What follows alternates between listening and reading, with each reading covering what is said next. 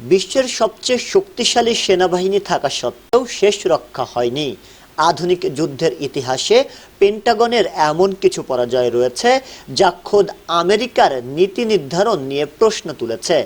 যুক্তরাষ্ট্রের বড় পাঁচটি সামরিক ব্যর্থতা।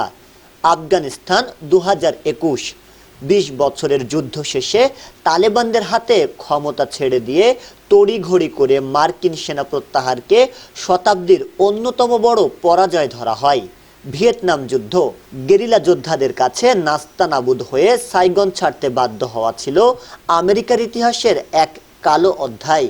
ইরাক ও সিরিয়া, দীর্ঘস্থায়ী গৃহযুদ্ধ এবং উগ্রবাদের উত্থান ঠেকাতে ব্যর্থ হয়ে বিশাল অঙ্কের অর্থ ও প্রাণহানি ঘটিয়ে পিছু হটেছে তারা।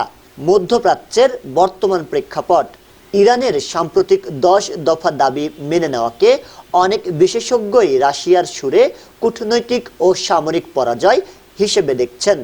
অত্যাধুনিক প্রযুক্তি আর বিলিয়ন ডলারের বাজেট কি তবে জাতীয় সংকল্পের কাছে হেরে যাচ্ছে?